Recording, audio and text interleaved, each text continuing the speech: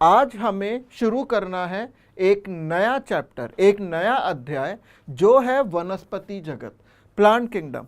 आपको बहुत अच्छे से याद है कि हमने पिछली क्लास में जीव जगत का वर्गीकरण चैप्टर 2 पूरा कर लिया था और आज हम ये पाठ पढ़ेंगे वनस्पति जगत। और आखिरी के 20 मिनट में हम लोग जो आपके डीएसए थे, डीएसए नंबर 6 से 12, उसको हम डिस्कस करेंगे। ठीक बात है। 1 से 5 हम डिस्कस कर चुके थे, आज 6 से 12 डिस्कस करेंगे ताकि हमारा सेकेंड चैप्टर पूरा हो सके। और आपको पता है कि इस 29 तारीख को 29 जून को आपका टेस्ट भी है जिसमें सजीव जगत आ रहा है, जीव जगत का वर्गीकरण आ रहा है और वनस्पति जगत में से बस आज जो हम पढ़ाएंगे, आज का लेक्चर, बस वो आएगा। ठीक है बच्चों, तो good morning all of you. शुरू करते हैं वनस्पति जगत। और वनस्पति जगत में मैं आपको बता देता हूं हम क्या क्या पढ़ने वाले हैं। वनस्पति जगत में हम लोग पढ़ेंगे आपका सबसे पहले पादप जगत का परिचय, पादप जगत क्या है, इसके प्रमुख जीव क्या क्या होते हैं, ये सारी बातें। फिर हम पढ़ेंगे वर्गीकरण तंत्र, कृत्रिम, प्राकृतिक तथा जातिवृत्तीय, 3 प्रकार के वर्गीकरण तंत्र पढ़ेंगे। फिर वर्गीकी की शाखाएं पढ़ेंगी, सांख्यिकी, वर्गीकी, कोशिकीय वर्गीकी, ये सब पढ़ेंगे।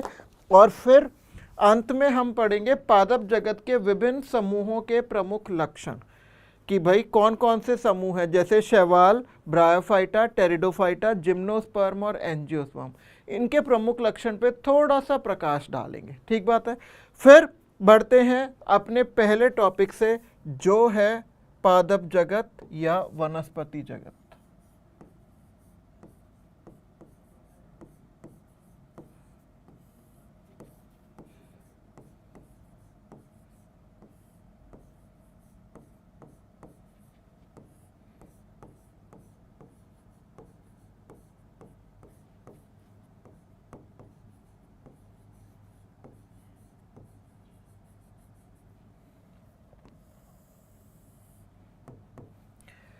वनस्पति जगत, प्लांट किंगडम, ये जो जगत है इसमें सारे पौधे होते हैं और इसके अधिकांश क्या सारे ही सदस्य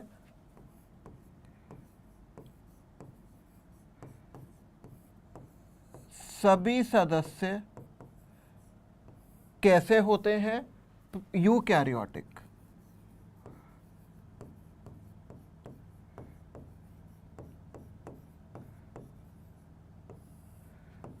वह बहुकोशिकीय।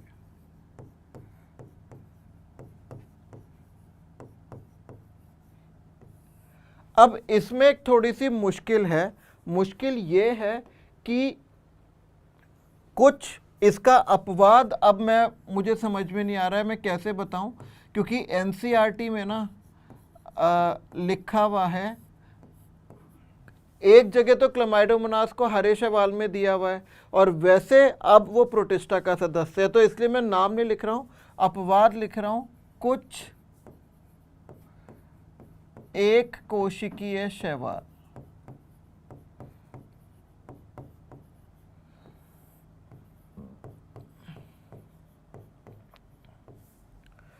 अब ये इनके अंदर पर्णहरिम होता है, माने क्लोरोफिल होता है, तो पर्णहरिम की उपस्थिति के कारण ये कैसे होते हैं, प्रकाश स्वपोषी, है ना, प्रकाश स्वपोषी, माने फोटो ऑटोट्रॉप्स। लेकिन इसके भी कुछ अपवाद होते हैं और अपवाद क्या है,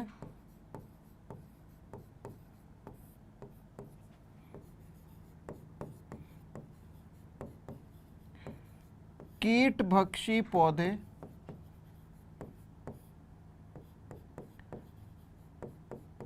आंशिक परपोषी होते हैं। वो क्या करते हैं? वैसे तो वो प्रकाश संश्लेषण करते हैं, लेकिन अपनी नाइट्रोजन की कमी को कैसे पूरा करते हैं? कीटों का भक्षण करके, कीटों को खाकर। इसके उदाहरण हैं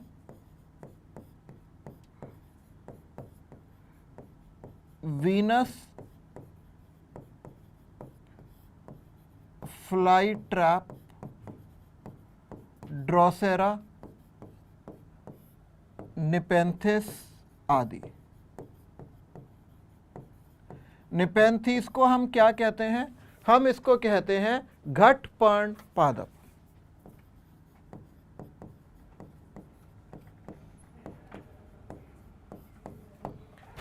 दूसरा अपवाद है आपके परजीवी पौधे। परजीवी पौधे वो होते हैं जो अन्य पौधों से पोषण ग्रहण करते हैं, और इसमें सबसे सही उदाहरण है अमरबेल। अमरबेल को हम वैज्ञानिक नाम क्या बुलाते हैं? कस्क्यूटा रिफ्लेक्सा।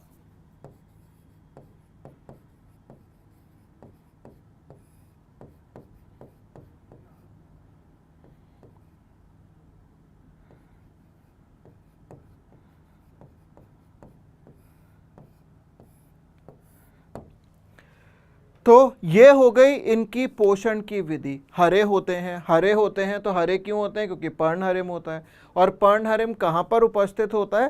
पर्णहरिम उपस्थित होता है हरित लवकों के अंदर, माने क्लोरोप्लास्ट के अंदर। अब इसकी जो कोशिका भित्ति होती है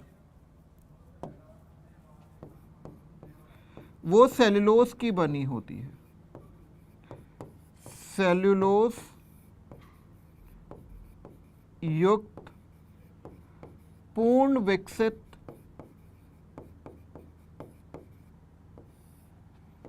कोशिका भित्ति।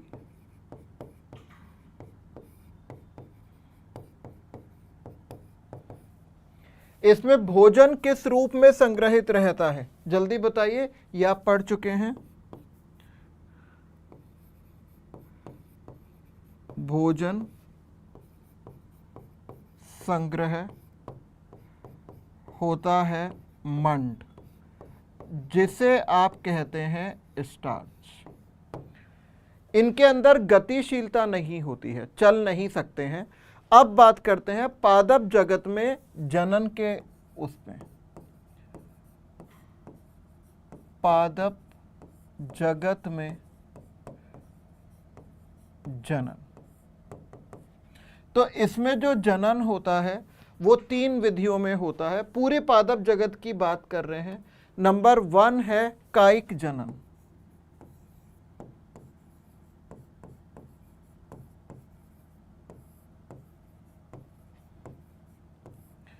कायिक जनन माने वेजिटेटिव रिप्रोडक्शन।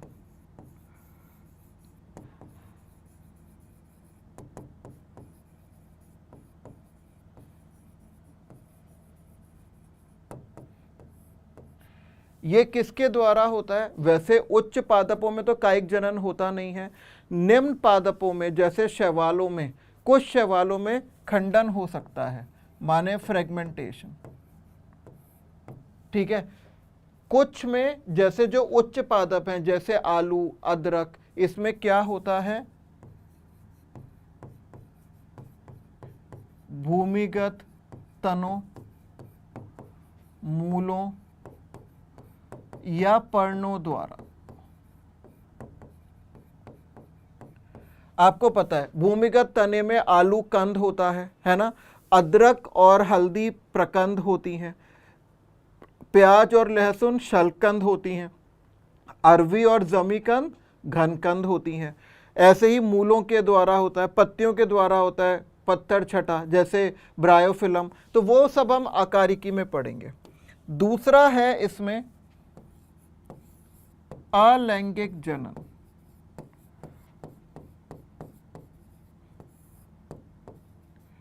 अलैंगिक जनन माने एसेक्सुअल रिप्रोडक्शन।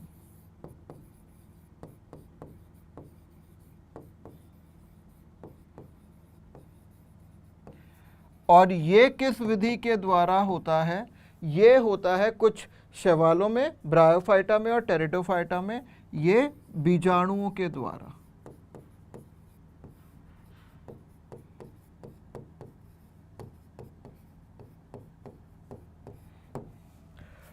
और अंत में तीसरा होता है अपना लैंगिक जनन।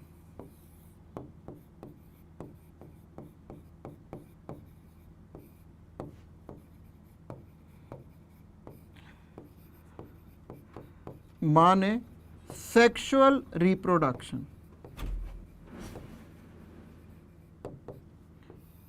ये किसके द्वारा होता है बेटा? इसमें युग्मक निर्माण होते हैं और युग्मकों का संलयन होता है। ठीक है,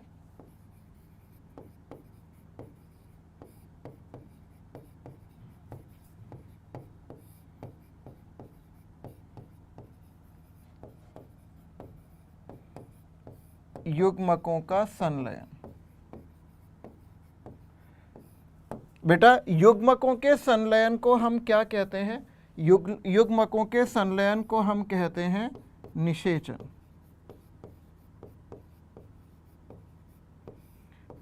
या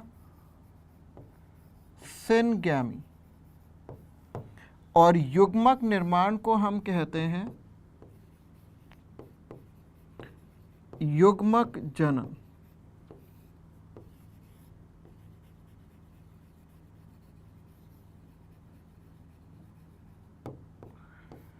माने गैमीटोजेनेसिस। तो ये है आपका पादप जगत में जनन, जिसको हम हर भाग में पढ़ेंगे। अब एक और चीज मुझे आपको यहां बतानी है, वो है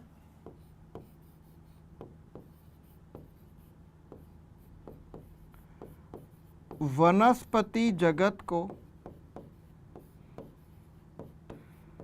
5 भागों में, भागों माने आपको पता है डिविजन्स में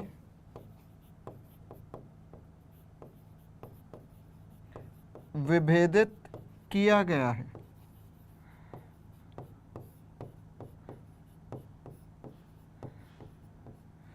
और ये 5 भाग कौन कौन से हैं?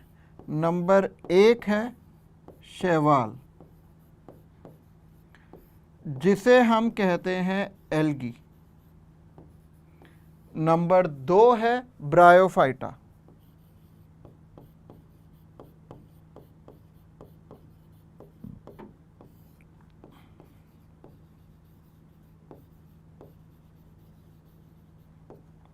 नंबर 3 है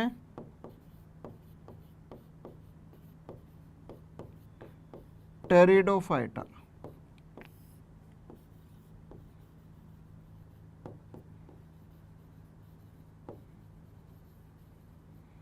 नंबर 4 है अनावृत बीजी,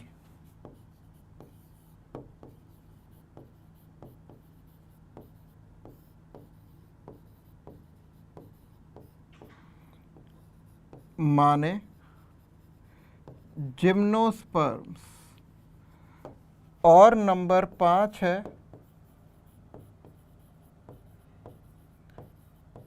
आवृत बीजी, माने एंजियोस्पर्म्स।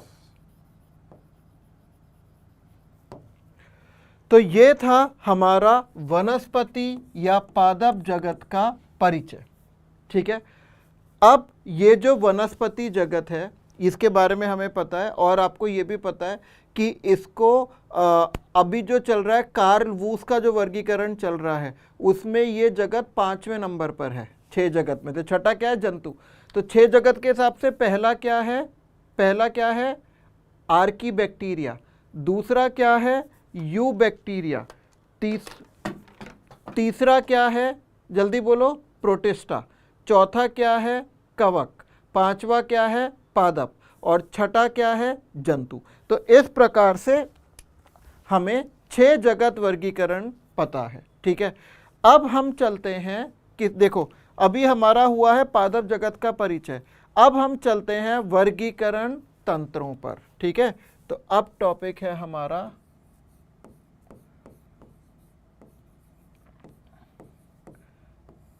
वर्गीकरण तंत्र माने क्लासिफिकेशन सिस्टम्स। तो ये जो वर्गीकरण तंत्र हम पढ़ते हैं ये कितने प्रकार के होते हैं बेटा? ये होते हैं 3 प्रकार के। कितने प्रकार के होते हैं? 3 प्रकार के।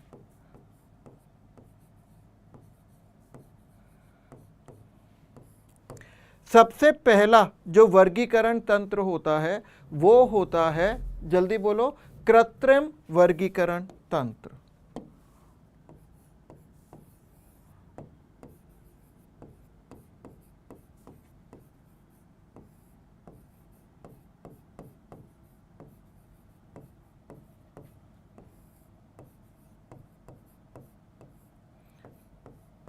माने आर्टिफिशियल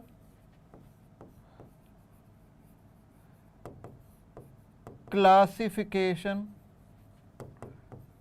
सिस्टम्स।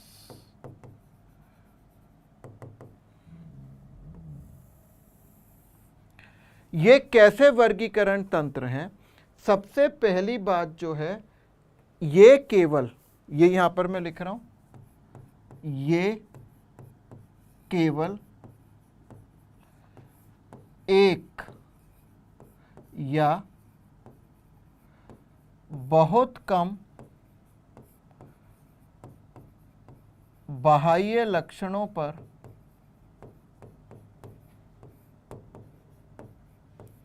आधारित रहते हैं।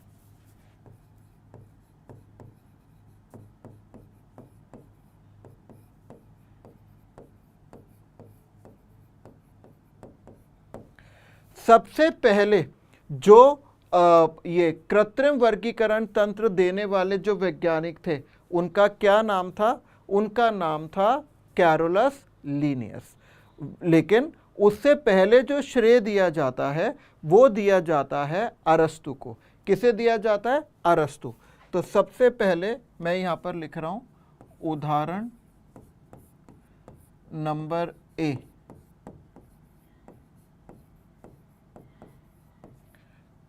अरस्तु का जीवों का वर्गीकरण।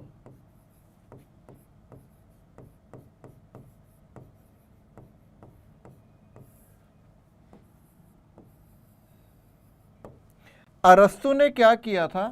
अरस्तु ने सजीवों को 2 जगतों में वर्गीकृत किया था। सबसे पहला जगत था पादप जगत और दूसरा जगत था जंतु जगत। अब इसका आधार क्या था? इसका आधार क्या था बेटा? इसका आधार था गतिशीलता या विस्थापन।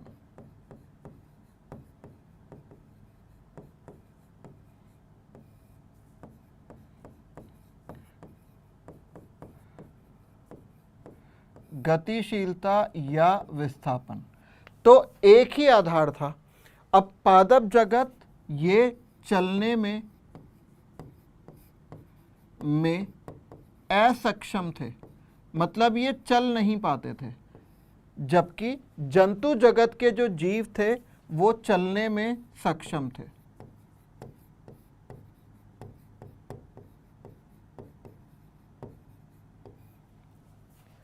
एक जगह से दूसरी जगह चले जाते थे। अब ये जो पादप जगत है इनको 3 प्रकार से बांटा गया। सबसे पहले थे शाक। शाक माने हर्ब्स। नंबर 2 झाड़ी। झाड़ी माने श्रब्स। और तीसरे थे वृक्ष। वृक्ष माने ट्रीज।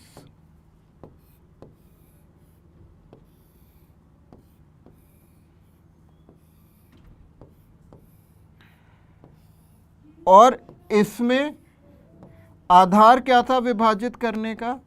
इसमें आधार था बेटा, आधार तने की आकारिकी।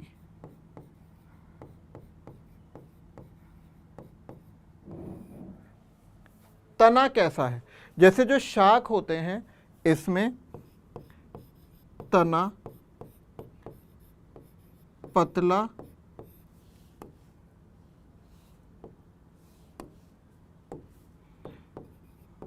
हरा, छोटा होता है। और शाक के उदाहरण कौन कौन से हैं? जल्दी बोलो। सरसों, टमाटर। कभी आपने टमाटर पर लकड़ी देखी है? नहीं। आदि। समझ में आ रहा है बच्चों? मुझे बताइए यस या नो। झाड़ियां जो होती हैं इसमें जो तना होता है पतला होता है, लेकिन बहुत पतला भी नहीं होता, पतली लकड़ी युक्त, मध्यम ऊंचाई व उसमें कांटे होते हैं, कंटक युक्त। इसके उदाहरण क्या है? आपको पता है बेर की झाड़ियां होती हैं, आपको पता है बोगेनविलिया की झाड़ियां होती हैं।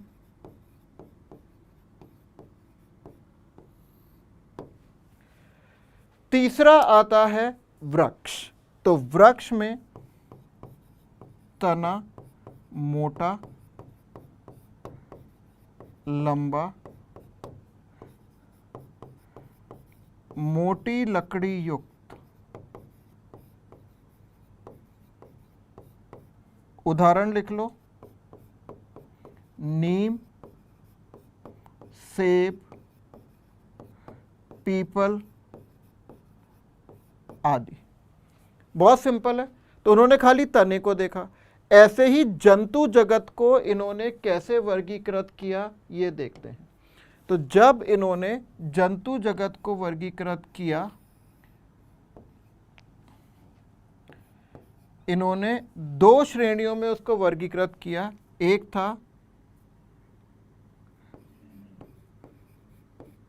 एनाइमा,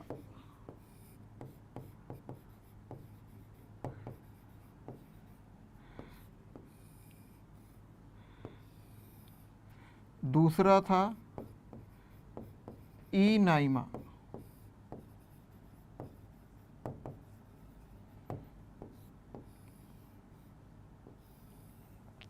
और इसका आधार क्या था? इसका आधार था रक्त का रंग। एक ही आधार था।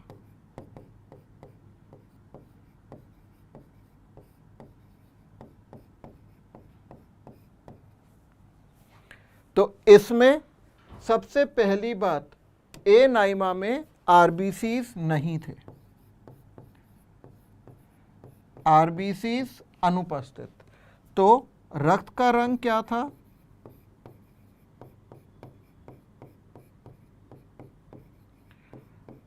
लाल नहीं था।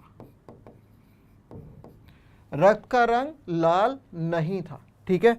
तो इसके उदाहरण क्या हैं? स्पॉन्ज मतलब पॉरीफेरा के सदस्य, चींटी, कॉकरोच, चपटेक्रमी जैसे फैसियोला आदि। इनाइमा में आरबीसीज पाए जाते हैं। तो रक्त का रंग क्या रहता है? लाल। रक्त का क्या रंग है बच्चों? लाल रंग है, जैसे हमारा। ठीक है। उदाहरण मनुष्य, मेंढक, मछली, छिपकली, आदि। तो ये था अरस्तु के जीवों का वर्गीकरण, और अभी हम क्या पढ़ रहे हैं? कृत्रिम वर्गीकरण तंत्र। अब आपका जो इसका दूसरा उदाहरण है कृत्रिम का, वो है लीनियस का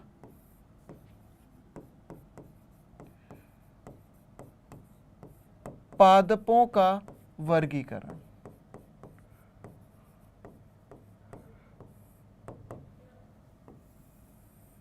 लीनियस का पौधों का वर्गीकरण।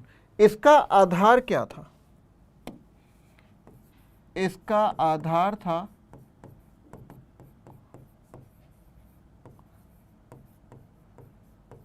पुंकेसरों की संख्या।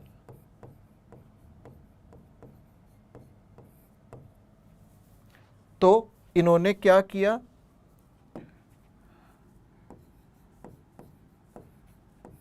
पादप वर्ग और पुंकेसरों की संख्या,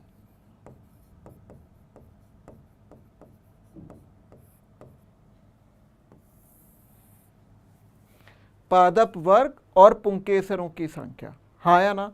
तो इसमें पहला वर्ग जो इन्होंने बनाया वो था मोनेंड्रिया। मोनेंड्रिया वर्ग में कितने पुंकेसर थे? एक। फिर इन्होंने बनाया डाईएंड्रिया, इसमें थे दो। फिर इन्होंने बनाया ट्राईएंड्रिया। एंड्रोशियम क्या होता है? पुमंग, पुंकेसर का समूह, तीन। फिर इन्होंने बनाया टेट्रांड्रिया, इसमें थे चार। फिर इन्होंने बनाया पेंटांड्रिया, इसमें थे पांच। और फिर ऐसे चलते गए। आपको पता है टेट्रा के पेंटा के बाद हेक्सा और ये सब। फिर इन्होंने बनाया पॉलीएंड्रिया, इसमें थे इनफाइनाइट, अनगिनत। तो इस तरीके से इन्होंने पौधों को इतनी क्लासेस में, इतने वर्गों में रखा। अब ये टॉपिक एक बहुत इंपॉर्टेंट है, कृत्रिम वर्गीकरण की कमियां।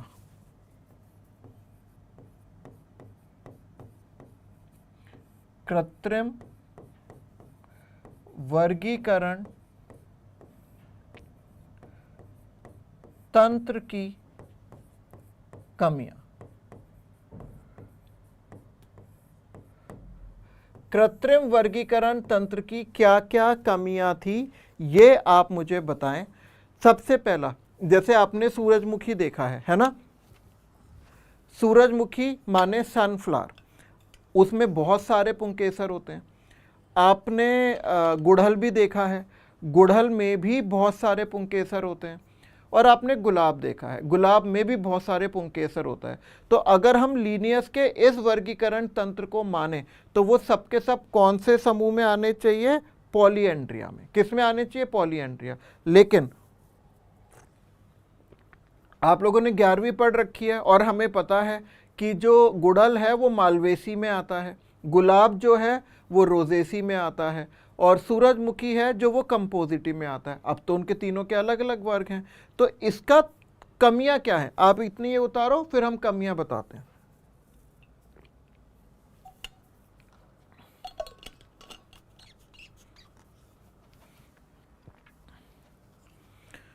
पहली कमी जो है वो ये है कि इस तंत्र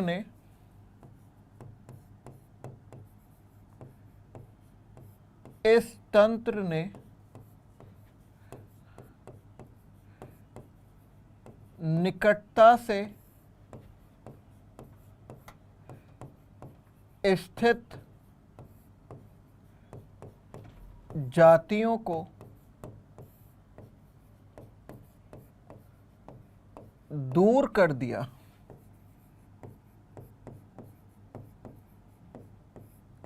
एवं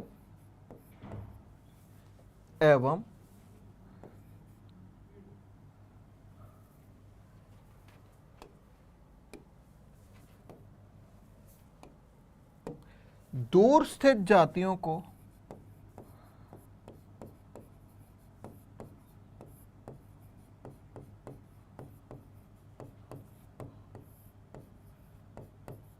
पास पास ले आए।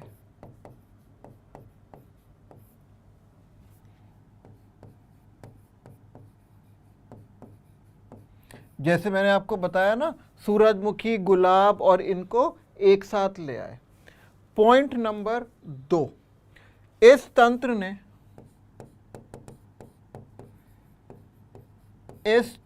ने कायिक लक्षणों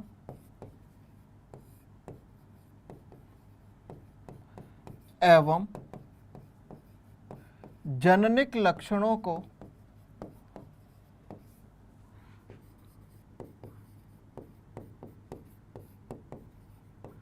समान महत्व दिया।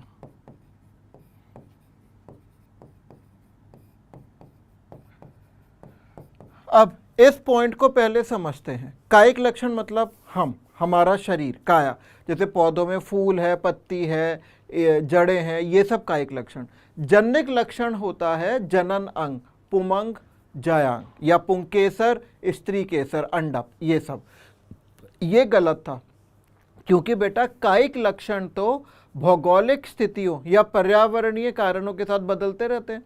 जैसे गुलाब है, गुलाब में लाल रंग का गुलाब आपने देखा है, सफ़ेद देखा है, गुलाबी देखा है, पीला देखा है। आप दक्षिण में जाइए, वहाँ मैरून रंग का होता है, बैंगनी रंग का होता है। इसका मतलब कायिक लक्षण तो बदलते रहते हैं।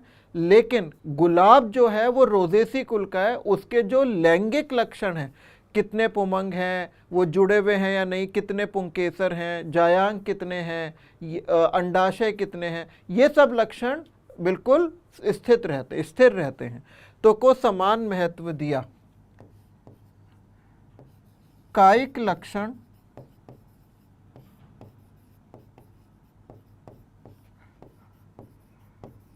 पर्यावरणीय व भौगोलिक कारकों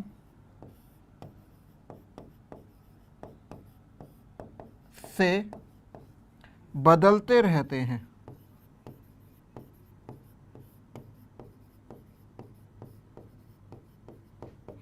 परंतु लैंगिक लक्षण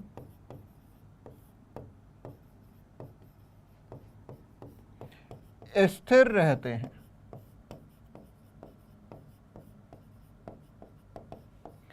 लैंगिक लक्षण कैसे रहते हैं? वो स्थिर रहते हैं। तो और इसका मतलब जो कृत्रिम वर्गीकरण तंत्र है वो केवल एक या बहुत कम लक्षणों पर आधारित था और वो मान्य नहीं है। और वो क्यों मान्य नहीं है, इसके मैंने आपको दोनों कारण यहाँ पर लिख दिए हैं। पहला था कृत्रिम वर्गीकरण तंत्र, तो बेटा दूसरा है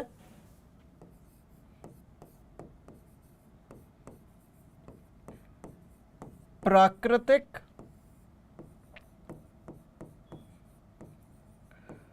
वर्गीकरण तंत्र। माने नेचुरल सिस्टम ऑफ क्लासिफिकेशन।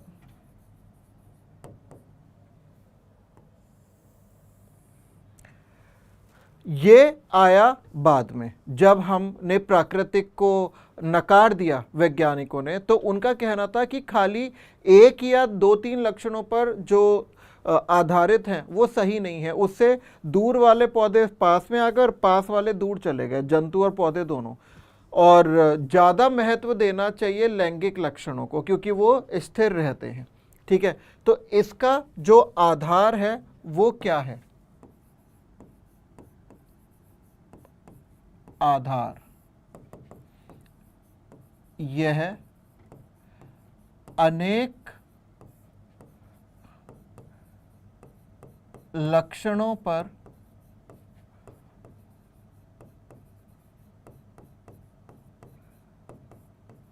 आधारित था। वे लक्षण थे कौन कौन से लक्षण थे? नंबर पहला, आकारिकीय लक्षण।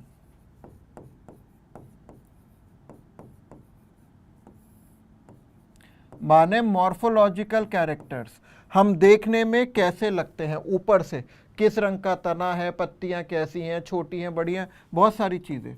नंबर दो, शारीरिकीय लक्षण। अब शारीरिकीय लक्षणों में क्या है कि उसके अंदर एधा है या नहीं, जाइलम कैसा है, मृदुतक कैसे हैं, दुनिया भर की चीजें, अंदर व्यवस्था कैसी है, सारी चीजें। तीसरा है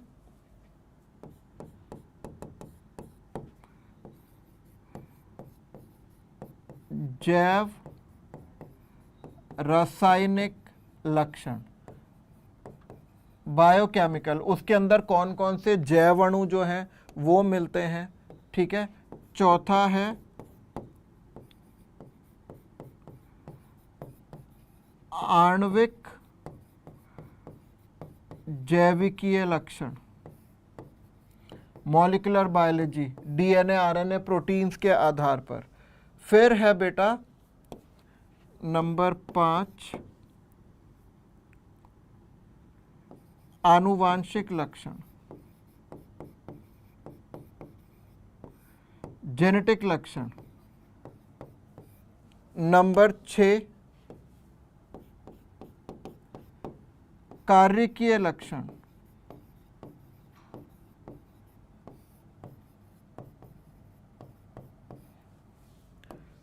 फिर है 7,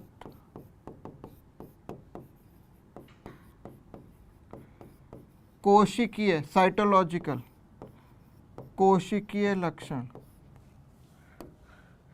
फिर है नंबर 8, पर्यावरणीय लक्षण आदि। बहुत लंबी लिस्ट और है, लेकिन ये वो लक्षण हैं जो इसके प्रमुख आधार हैं। तो अल्ट्रा स्ट्रक्चर हो गया, मतलब अति सूक्ष्म संरचना, वो कोशिकीय लक्षणों में आ गई।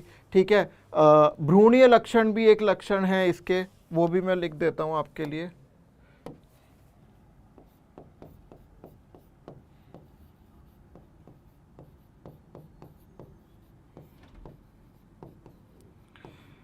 तो ये देखो, मैंने एक वर्गीकरण पढ़ा हुआ है, तो मुझे तो सबसे अच्छा ये दूसरा वाला लगता है, प्राकृतिक, क्योंकि अभी जो आया है वो पढ़ने में बहुत कठिन है, उसको जाति वृत्तीय कहते हैं। ठीक है। तो अब इसके जो प्रमुख जो अनुयायी हैं वो मैं लिख देता हूं। इस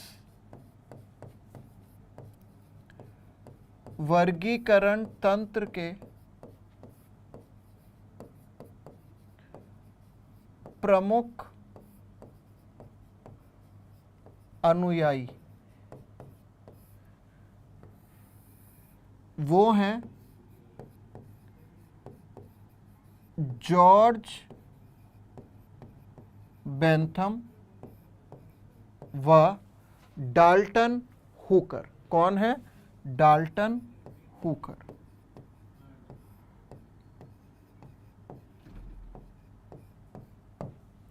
बेंथम व हुकर। ठीक।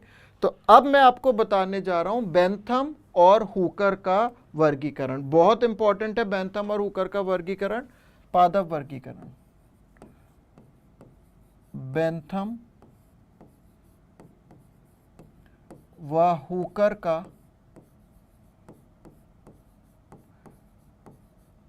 पादप वर्गीकरण।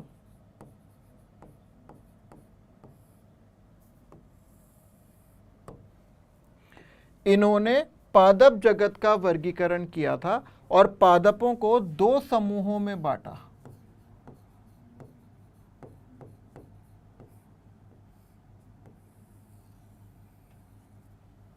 एक थे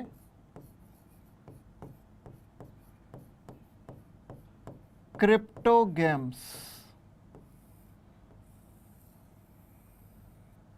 और दूसरे थे फेनेरोगेम्स।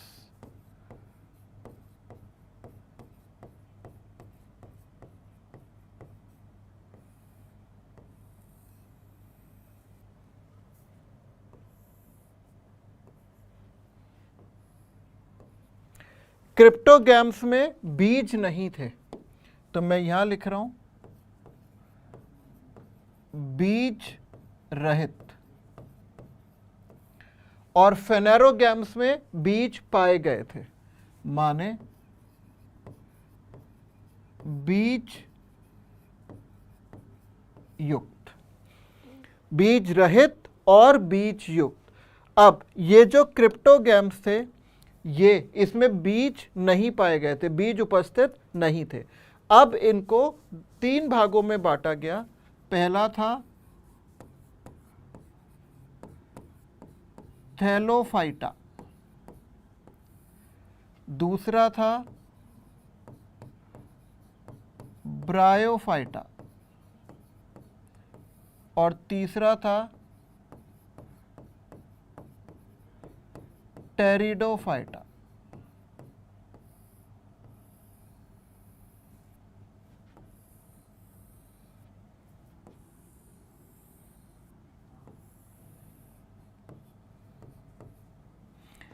इसका आधार क्या था? इसका आधार था अंग विभेदन व काया संरचना।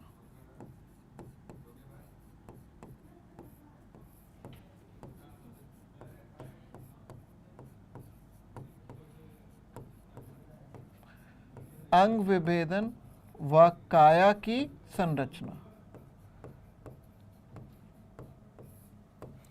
ये थैलोफाइटा का एक ही समूह है जिसको हम कहते हैं शैवाल। क्या कहते हैं? शैवाल या एल्गी। ये आपको अगर वर्गीकरण याद कर लिया आपने, जल्दी लिख लिख के याद करोगे तो आप आराम से कुछ भी फिर इस चैप्टर में कर सकते हो। ठीक है, अब शैवालों को 3 वर्गों में बांटा गया है। वो क्या क्या है? क्लोरोफाइसी,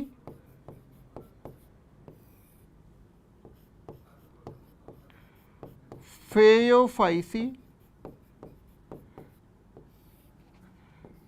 व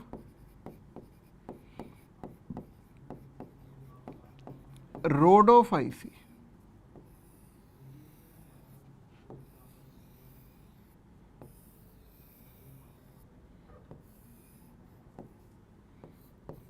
इनका आधार वैसे 4 आधार हैं, लेकिन प्रमुख आधार है इसका वर्णक। ठीक है, वर्णक कौन कौन से हैं, बाकी और आधार हैं वो हम कल पढ़ेंगे, क्योंकि हमें कल शैवाल पढ़ना है।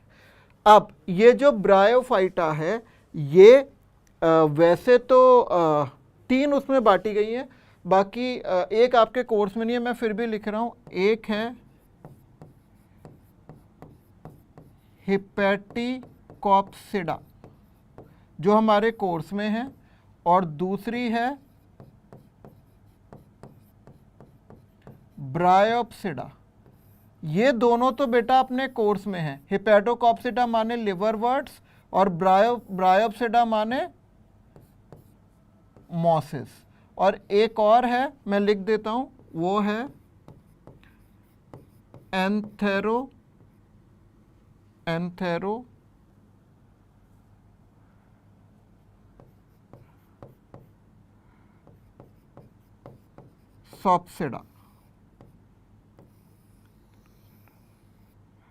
इसमें एंथोसिरोस आता है, अब ये विलुप्त है। फिलहाल हमारे कोर्स में ये दोनों हैं।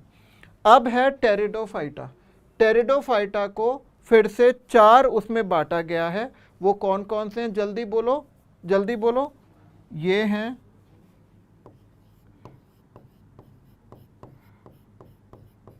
टेरोप्सिडा,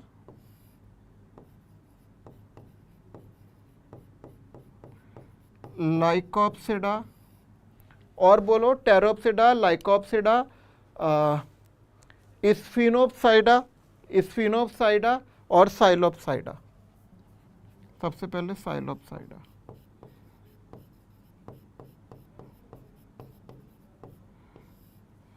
फिर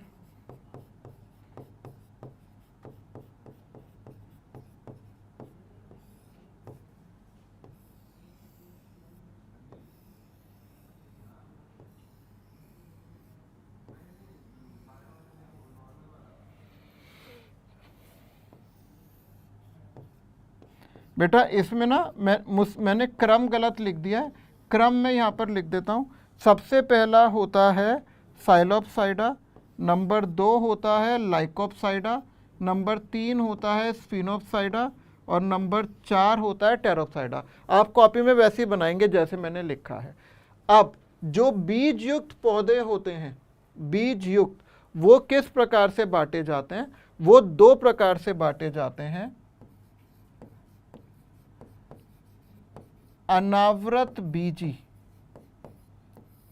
माने जिम्नोस्पर्म्स और आवृत बीजी माने एंजियोस्पर्म्स।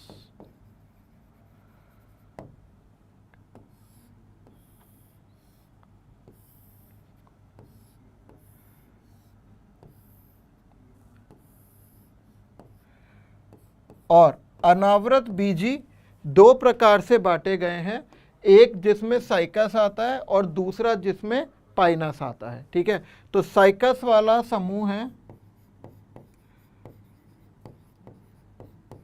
साइकैडोप्सिडा और पाइनस वाला समूह है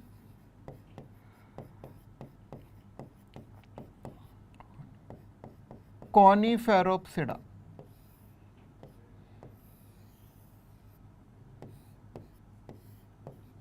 ऐसे ही आवृत बीजी भी 2 उपसमूहों में बांटे जाते हैं, वो हैं एक बीज पत्री माने मोनोकोटिलिडनी और द्विबीज पत्री माने डाइकोटिलिडनी।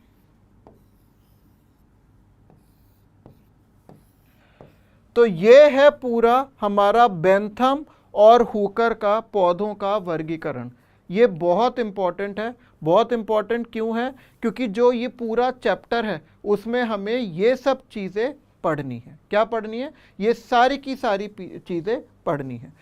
अब ये था हमारा प्राकृतिक वर्गीकरण। अब तीसरे नंबर पर आता है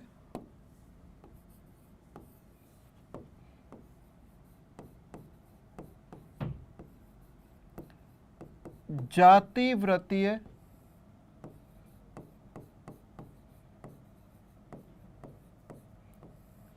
वर्गीकरण तंत्र माने फाइलोजेनेटिक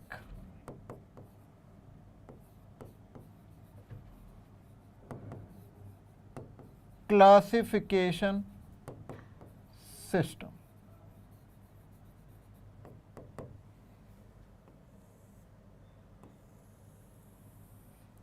इस वर्गीकरण तंत्र में क्या होता है? बहुत इंपॉर्टेंट है ये।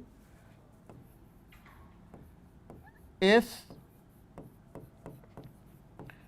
वर्गीकरण तंत्र में प्राकृतिक वर्गीकरण तंत्र के सभी आधार लिए जाते हैं। प्राकृतिक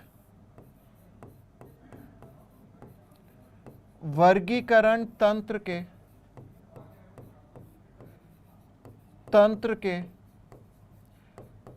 सभी आधार प्लस जातिवृत्तीयता। जातिवृत्तीयता को क्या कहते हैं? फाइलोजेनी को वर्गीकरण का आधार माना जाता है। ठीक है, को वर्गीकरण का आधार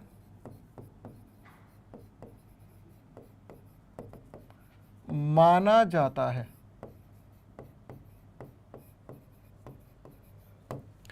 कैसे माना जाता है? और पहले तो मैं आपको ये बताता हूं। एक मिनट, गरिमा पूछ रही है सर ये जातिवृत्तीयता शब्द बड़ा मुश्किल है, इसको समझाइए। हाँ बेटा, इसको ही समझाने जा रहा हूं मैं।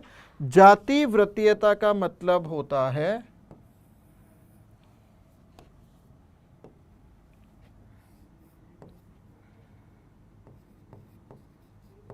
हमारा उद्विकासीय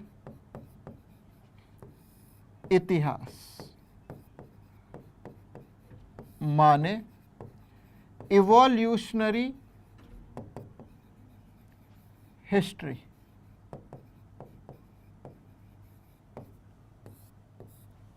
इवोल्यूशनरी हिस्ट्री कैसी है? ठीक है, इसका मतलब जीवों का अपने पूर्वजों से समानता या संबंध। आपको पता है ये बहुत कठिन है। जब हमने बीएससी में पढ़ा था तो जो मैंने आपको ये बनाकर बताया है बेंथम और हुकर का, ये तो पढ़ने में आसान है, इसमें बड़ी गड़बड़ है कि ये हमने पौधे का वर्गीकरण कर लिया, फिर किस पौधे का कौन से दूसरे जाति के पौधे से या कुल से उद्विकासी संबंध है, मतलब वो एक ही जनक से तो नहीं निकले हुए हैं, वो सब पढ़ना पड़ता है। इसमें ये वाकई में एक कठिन है। ठीक है, और इसमें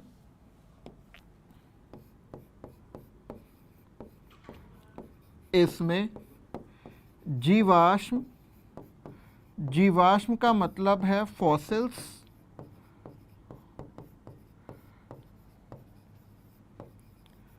प्रमुख भूमिका निभाते हैं।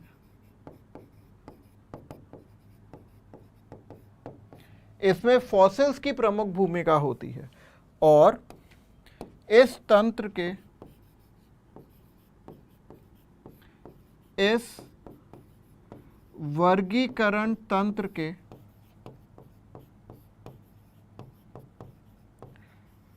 प्रमुख अनुयायी जिन्होंने ये वाले वर्गीकरण तंत्रों पर काम किया था, उसमें से सबसे पहला नाम जो जाता है वो जाता है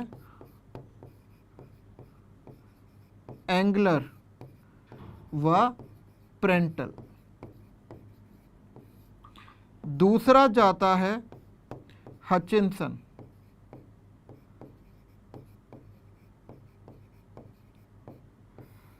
और तीसरा जाता है तख्ताजन।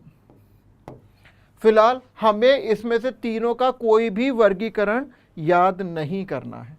ठीक है, तो आपको मैंने तीनों प्रकार के वर्गीकरण तंत्र बता दिए हैं। अब मैं आपको, अभी हमारा क्या क्या हुआ है?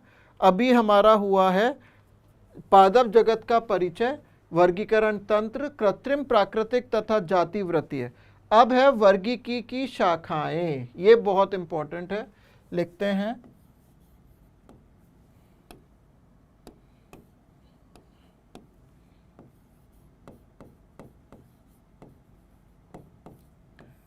वर्गीकी की शाखाएं।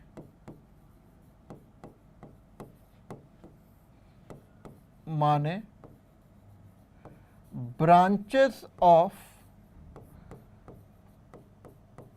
टैक्सोनॉमी।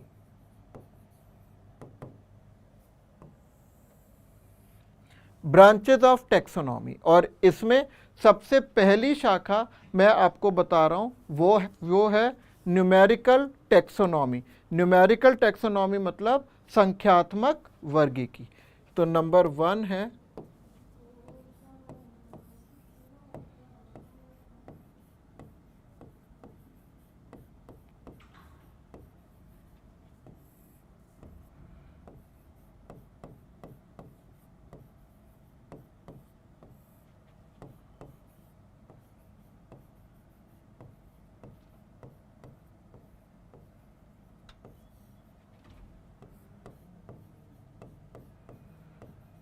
पता है, ये वाली जो वर्गीकी है न्यूमेरिकल टैक्सोनॉमी, ये आजकल बहुत इम्पॉर्टेंट है और इसमें कंप्यूटर का उपयोग किया गया है। इसमें क्या करते हैं, जैसे हमें किसी पौधे का वर्गीकरण करना है तो हम उसके हर एक हिस्से को, हर एक भाग को एक संख्या दे देंगे, संख्या निर्दिष्ट कर देंगे।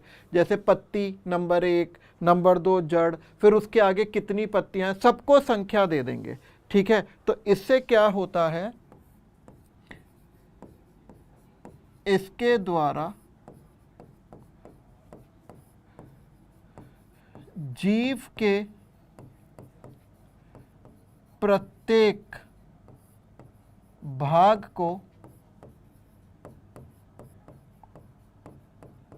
संख्या व कोड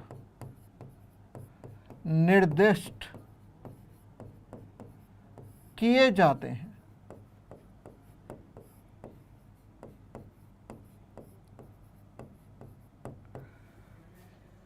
मतलब हर एक भाग को संख्या दे दी और वह कंप्यूटर की सहायता से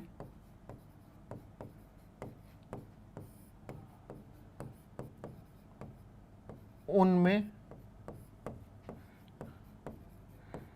समानताओं व विभिन्नताओं के आधार पर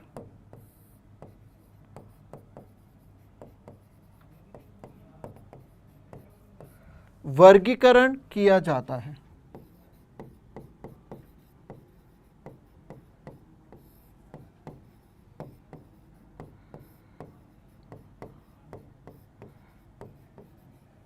इसे संख्यात्मक वर्गी कहते हैं। जैसे हमारी हाथ 2, हाथ में उंगलियां 5, इस तरीके से। तो जितने भी लक्षण दिखाई देने वाले हैं, दृश्यित लक्षण, ऑब्जर्वेबल कैरेक्टर, सबको संख्या निर्दिष्ट कर दी जाती है, ठीक है, और उनको कंप्यूटर से तुलना की जाती है और जो डेटा निकल के आता है उसका विश्लेषण किया जाता है, ठीक है। तो ये है क्या, संख्यात्मक वर्गीकी।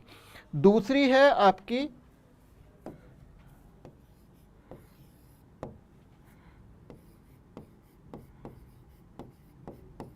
साइटो वर्गीकी,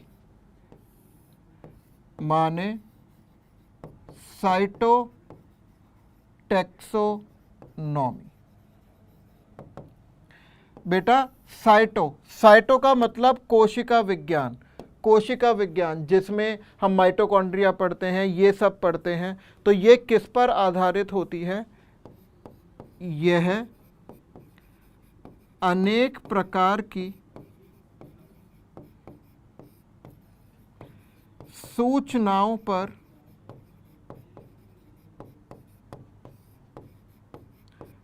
आधारित है।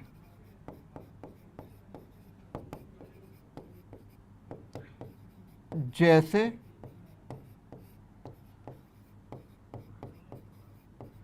गुणसूत्र संख्या।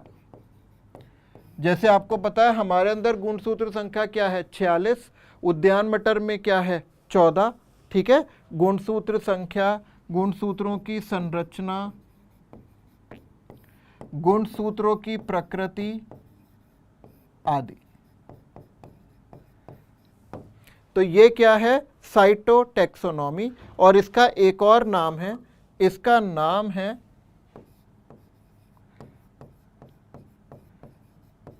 कैरियो वर्गीकी,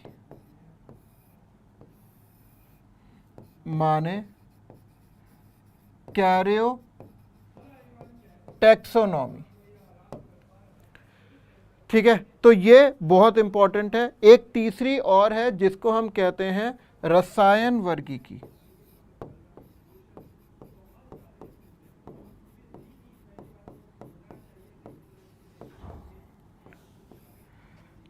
माने कीमो टैक्सोनॉमी।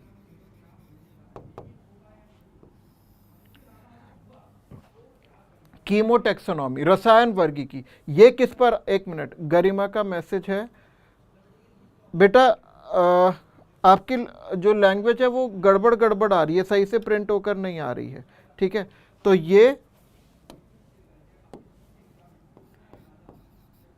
ये पौधों द्वारा या जीवों द्वारा लिख लो, उत्पन्न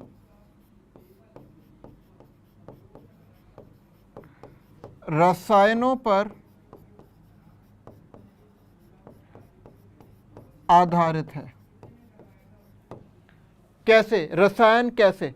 जैसे डीएनए, डीएनए की श्रृंखला क्या है, प्रोटीन्स की रासायनिक प्रकृति क्या है। उदाहरण डीएनए श्रृंखला। नंबर 2, प्रोटीन्स की रासायनिक प्रकृति, मतलब सबके अंदर अलग अलग तरह के प्रोटीन्स होते हैं। हमारे प्रोटीन्स कैसे हैं, फिर हमारे अंदर कैसे क्रिस्टल्स होते हैं। ठीक है, क्रिस्टल्स कौन कौन से हो सकते हैं, ये मैं आपको कोशिका विज्ञान में पढ़ाऊंगा। क्या वो क्रिस्टल कैल्शियम कार्बोनेट के हैं,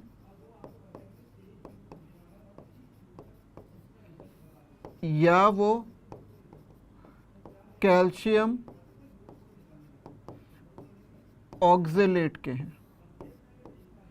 कैल्शियम कार्बोनेट या कैल्शियम कार्बोनेट, या फिर कुछ एरोमेटिक तत्व जो उत्पन्न किए गए हैं। ठीक है, तो लिख देते हैं एरोमेटिक तत्व भी। एरोमेटिक होते हैं जो उड़ जाते हैं, खुशबू वाले, गंध वाले। तो इस प्रकार से ये 3 जो प्रमुख हैं, ये हैं आपकी वर्गीकी की शाखाएं, मतलब ब्रांचेस ऑफ टेक्सोनॉमी। जल्दी बोलिए हाँ या ना। ठीक है, तो ये हो गया हमारा ये। अब हम बढ़ते हैं आगे और हम पढ़ेंगे पादप जगत के विभिन्न समूहों के प्रमुख लक्षण। तो इसको हम कैसे पढ़ेंगे, ये हम पढ़ेंगे आज। पादप जगत के विभिन्न समूहों के लक्षणों को दर्शाने वाली प्रमुख शब्दावली। इससे हमें आइडिया हो जाएगा कि इसमें कौन कौन से शब्द यूज होते हैं। नंबर 1,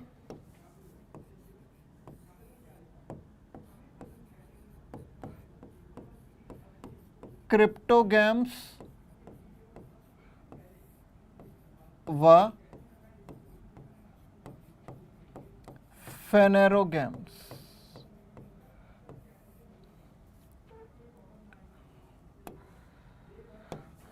क्रिप्टोगैम्स क्या हैं? ये हैं बीज रहित पादप। और फेनेरोगैम्स क्या हैं? बीज युक्त पादप। बीज युक्त पादप। ठीक है, फिर बीज रहित पादप में कौन कौन है? उदाहरण शैवाल। मैं शॉर्ट में लिखूंगा बेटा, ब्रायोफाइटा के लिए मैं लिख रहा हूं ब्रायो। और फिर है टेरिडोफाइटा। और बीज युक्त में क्या है? इसके उदाहरण हैं जिम्नोस्पर्म और एंजियोस्पर्म।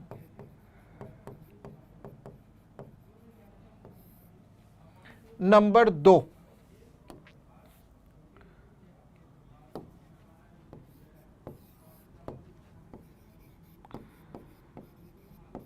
थैलोफाइट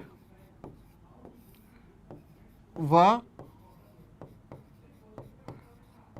कार्मोफाइट।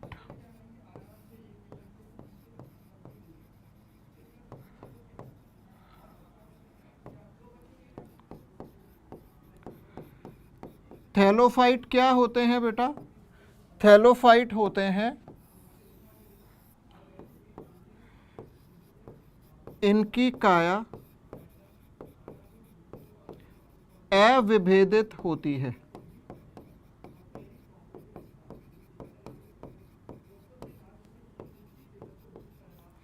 जबकि कॉर्मोफाइट क्या होते हैं? इनकी काया वास्तविक मूल तनों व पर्णों में विभेदित होती है।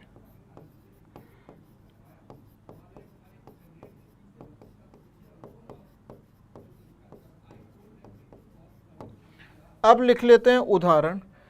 थैलोफाइटा में एक ही उदाहरण है, वो है शैवाल। और कॉर्मोफाइट में उदाहरण है टेरिडोफाइटा,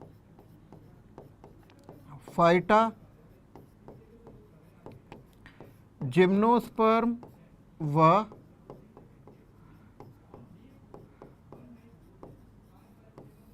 एंजियोस्पर्म। समझ में आया? अब चलते हैं पॉइंट नंबर 3 पर, वो है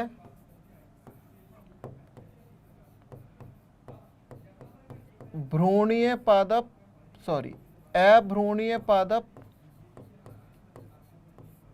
व भ्रूणीय पादप। तो अभ्रूणीय पादपों में है नॉन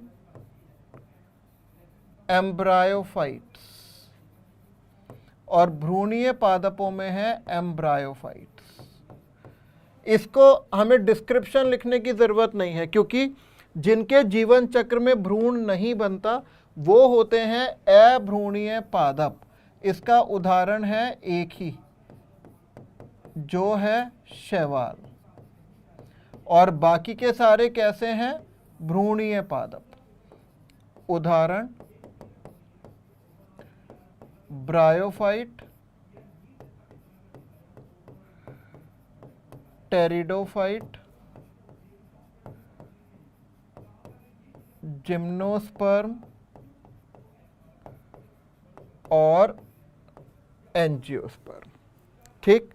अब है नंबर 4,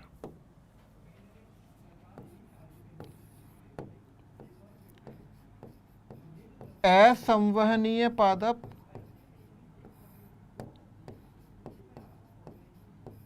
व संवहनीय पादप। असंवहनीय को कहते हैं नॉन वैस्कुलर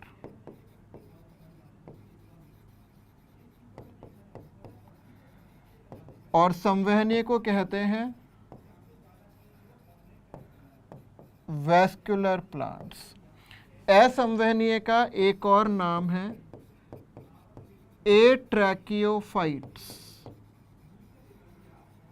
और संवहनीय पादपों का दूसरा नाम है ट्रैकियोफाइट्स। तो असंवहनीय पादप वो होते हैं जिनमें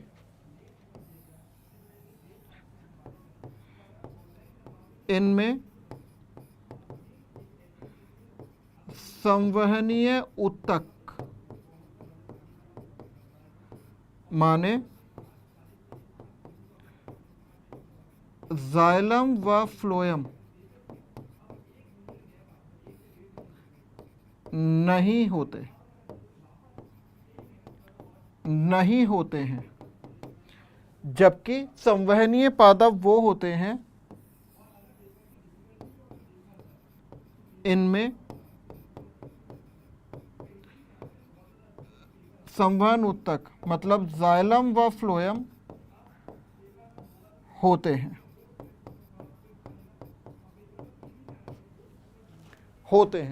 तो यहां पर उदाहरण लिखते हैं। असंवहनीय के उदाहरण हैं शैवाल व ब्रायोफाइटा। संवहनीय ऊतक कहां से शुरू होते हैं? टेरिडोफाइट से। टेरिडोफाइटा, जिम्नोस्पर्म व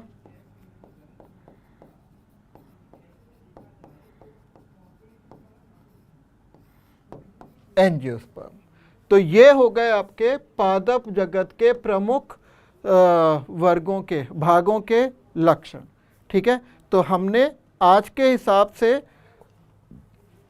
ये भी हमने पढ़ लिया है। अब हम आखिरी में करेंगे एक क्वेश्चन, और उसके बाद मैंने आपको बोला था कि डीएसए नंबर 6 से 12 हम आज डिस्कस करेंगे। ठीक है, तो पहले क्वेश्चन कर लेते हैं, और क्वेश्चन कहता है कि प्राकृतिक वर्गीकरण तंत्र में, नेचुरल सिस्टम में, निम्न में से कौन सा लक्षण नहीं लिया जाता है? कौन सा लक्षण नहीं लेते हैं? प्राकृतिक, बेंथम और हुकर वाला। आकारिकीय लक्षण लेते हैं, शारीरिकीय लक्षण लेते हैं, जाति वृत्तीयता माने फाइलोजेनी नहीं लेते, ये जाति वृत्तीय वर्गीकरण तंत्र में लेते हैं, और अनुवांशिक लक्षण लेते हैं। तो क्या नहीं लेते हैं? जाति वृत्तीयता। तो हमारा आंसर हो जाएगा सी। क्या हो जाएगा? सी। चलिए फटाफट अपनी डीएसए निकालिए और मुझे यस या नो लिखिए कि आपने डीएसए अपनी निकाली है कि नहीं।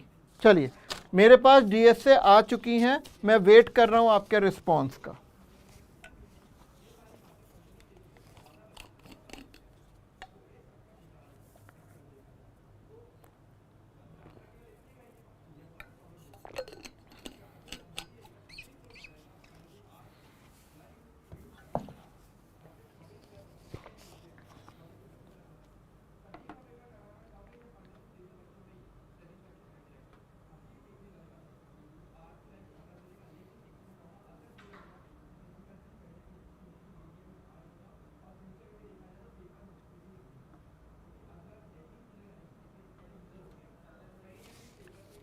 चलिए डीएसए नंबर 6 खोलिए। डीएसए नंबर 6, क्वेश्चन नंबर 1 से 6 में कोई डाउट है? क्वेश्चन नंबर 1 से 6 में कोई डाउट है?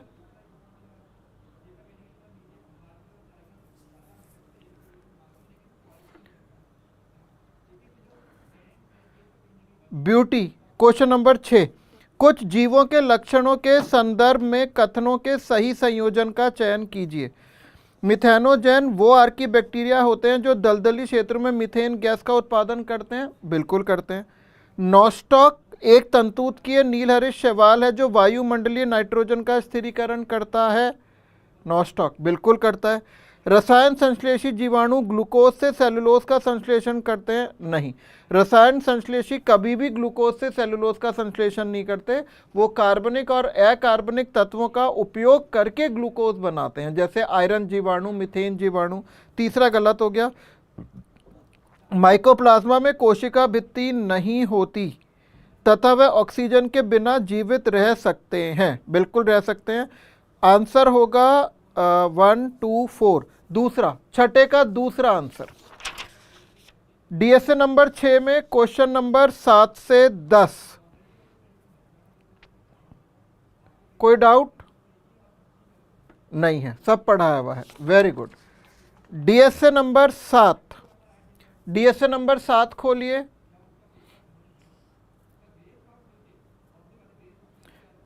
चलो बड़े, क्वेश्चन नंबर 1 से 5 प्रमोद ने पूछा है चौथा।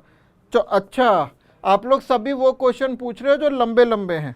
चौथा, प्रकाश संश्लेषी वर्णको युक्त वे प्रोटिस्ट जो उच्च स्तरीय पादपों में उपस्थित प्रोटिस्ट के समान होते हैं। प्रकाश संश्लेषी वर्णको युक्त वे प्रोटिस्ट जो उच्च स्तरीय पादपों में उपस्थित प्रोटिस्ट के समान होते हैं। ये वो यूग्लिनॉइड्स की बात कर रहा है। ठीक है, वे किसके द्वारा पहचाने जाते हैं? बहते हुए शुद्ध जल में? नहीं, बहते हुए शुद्ध जल में डाई एटम्स मिलते हैं। प्रोटीन युक्त कोशिका भित्ति के कारण लचीले शरीर के द्वारा, लचीले शरीर तो पैरामीशियम में भी होता है। शरीर के बाहर उद्भासित फ्लैजेलेंट प्रोटीन के 2 असमान कशाबों के द्वारा। 2 समान अकशाब तो डायनोफ्लैजेलेट्स में भी होती हैं। सूर्य के प्रकाश की कमी में परभक्षण से, ये बिल्कुल सही है। आपको याद है यूग्लिनॉइड्स में मिश्र पोषी पोषण होता है कि जब सूर्य के प्रकाश की कमी होती है तो वो प्लवकों को खा जाते हैं। तो मेरे हिसाब से डी, मतलब चौथा आंसर सही होना चाहिए। डीएसए नंबर 7 लंबी है थोड़ी। क्वेश्चन नंबर 6 से 9 में कोई डाउट्स? 6 से 9 में कोई डाउट्स बेटा?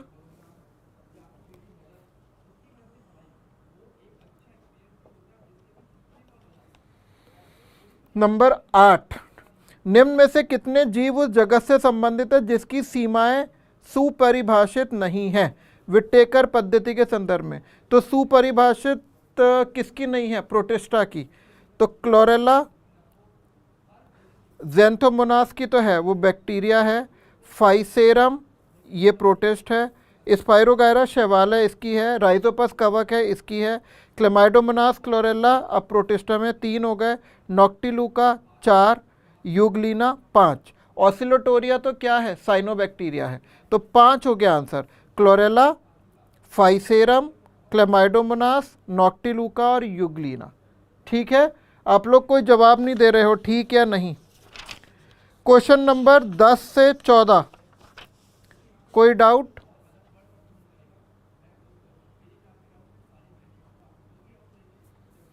राम लिख रहा है सर 10वें में, हाँ 10वें में क्या? 10वें का मतलब महासागरों में प्रमुख उत्पादक। 10वां क्वेश्चन, राम इसमें महासागरों में प्रमुख उत्पादक कौन होते हैं? डायटम्स। तो अब डायटम्स के बारे में अब तो कर लोगे? ठीक है, ठीक है। पहलेश ने पूछा है क्वेश्चन नंबर 14, निम्न में से कौन से कथन गलत हैं? प्रोटिस्टा में क्राइसोफाइट्स, डाइनोफ्लैजलेट्स, यूग्लिनॉइड्स तथा अवंपक फफूंदी शामिल है। बिल्कुल शामिल है। प्रोटिस्टा, मोनेरा व कवक, एनिमेलिया व प्लांटी के मध्य कड़ी है क्योंकि इसमें सबके लक्षण हैं। ठीक है। डायनोफ्लैजलेट्स में कोशिका भित्ति 2 पतले अतिव्यापी कवचों की बनी होती है जो साबुन पेटी की नहीं, डायनोफ्लैजलेट्स में नहीं होती, वो डायटम्स में होती है, क्राइसोफाइट्स में। तीसरा गलत हो गया। चौथा, डायटम महासागर के प्रमुख उत्पादक हैं, बिल्कुल है। 5वां, यूग्लिनॉइड्स के वर्णक उच्च पादपों के वर्णकों से भिन्न होते हैं, नहीं, समान होते हैं। तो तीसरा और 5वां मतलब थर्ड आंसर हो जाएगा, तीसरा आंसर।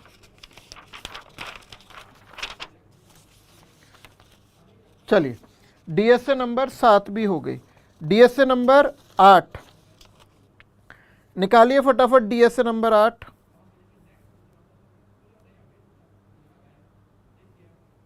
क्वेश्चन नंबर 1 से 6 कोई डाउट्स? नहीं, ये तो सारे सिंपल हैं। क्वेश्चन नंबर 7 से 10, क्वेश्चन नंबर डीएसए 8 का क्वेश्चन नंबर 9, सही मेल का चयन कीजिए। एंटामीबा पक्षमाभिका द्वारा गमन नहीं, एंटामीबा करता है कूटपाद से। पैरामीशियम मलेरिया उत्पन्न करता है, नहीं, प्लाज्मोडियम करता है। ट्रिपैनोसोमा सतह पर सिलिका द्वारा निर्मित कवच होता है, नहीं, ये अमीबॉइड्स में होता है। प्लाज्मोडियम इनके जीवन में संक्रामक बीजाणु जैसी संरचना होती है, ये बिल्कुल सही है। कौन सी होती है वो? ट्रोफोजोइट, किसमें? प्लाज्मोडियम में। चौथा सही होगा बेटा। तो डीएसए नंबर 9 निकालिए फटाफट।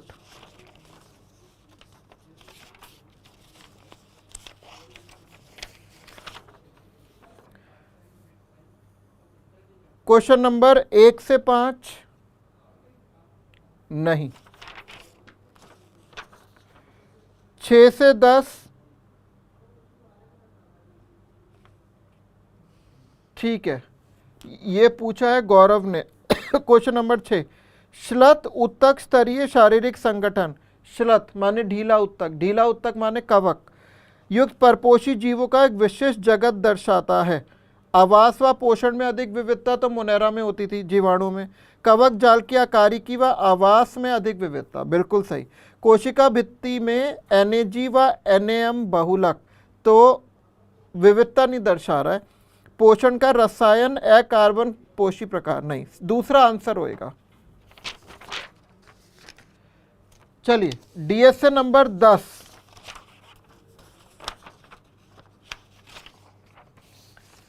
डीएसए नंबर 10 करके लाए हो आप लोग या नहीं लाए हो? क्वेश्चन नंबर 1 से 4, अच्छा आ भी गया। 10 का तीसरा, निम्न में से कितने सदस्य खाने योग्य फलनकायों का उत्पादन करते हैं? गेहूं, किट कवक, नहीं ये तो रोग करता है, किट रोग पुक्सिनिया। कंड कवक, ये भी रोग करता है, अस्टिलागो। ब्रैकेट कवक, नहीं ये जहरीला होता है। श्वेत किट कवक, ये भी बीमारी करता है, white rust of crucifers. Truffles, ये खाने योग्य होता है। मॉरल्स, ये खाने योग्य होता है। और मशरूम, EFG, दूसरा आंसर सही है। क्वेश्चन नंबर 5 से 8, कोई नहीं। क्वेश्चन नंबर 9 और 10, गौरव लिख रहा है डीएसए 10 का क्वेश्चन नंबर 9। चलिए, ब्रेड के टुकड़े पर म्यूकर की इष्टतम वृद्धि के लिए निम्न में से कौन सी वातावरणीय परिस्थितियां 25 डिग्री तापमान या 5 डिग्री, गर्म में होता है तो 25 डिग्री। ए, लगभग 5% आपेक्षिक आर्द्रता, नमी या 95%, तो 95, ज़्यादा नमी में होता है। डी, छायादार स्थान। ई, सही बात है, तो आंसर होगा ADE, तीसरा आंसर। चलिए, वेरी गुड बेटा। DSA number 11, virus.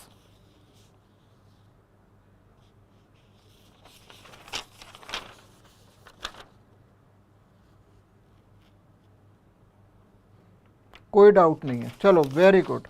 आज विकास और दिलखुश सो रहे हैं, डाउट्स नहीं पूछ रहे, मैं भी आज फ़ोन करके पूछूंगा। हाँ, फिर है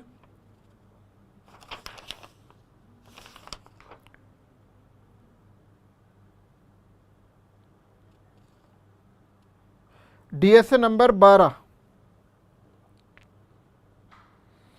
12 का क्वेश्चन नंबर 2, लाइकेनों के संदर्भ में कितनी विशेषताएं गलत हैं? धीमी वृद्धि वाले वार्षिक पादप, नहीं लाइकेन गलत पूछा है, धीमी गति नहीं करते, तो पहला गलत हो गया। जल प्रदूषक संकेतक, नहीं वायु प्रदूषण के संकेतक होते हैं, दूसरा भी गलत। प्रबल शैवालांश जैसे कि हरे शैवाल, ठीक है, ग्रीन एल्गी ज़्यादा होती हैं। स्वपोषी सदस्य प्रोकैरियोट व यूकैरियोट, प्रोकैरियोटिक होते हैं तो साइनोबैक्टीरिया, और यू होते हैं तो हरे शैवाल, ठीक है। प्रमुख कवकीय सदस्य जैसे कि मुदगर कवक, बेसिडियोमाइसिटीज प्रमुख नहीं होता, प्रमुख एस्को होता है, ये गलत हो गया। तो 1, 2 व 5, तो कौन सा आंसर हो जाएगा? दूसरा।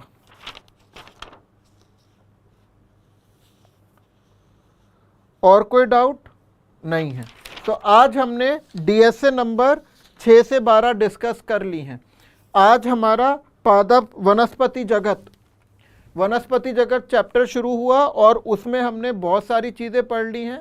कल हम शुरू करेंगे उसमें शैवाल माने एल्गी। तो तब तक बेटा अच्छे से पढ़ते रहिए और डाउट्स पूछते रहिए। कल हम शैवाल के साथ आपसे वापस मिलेंगे।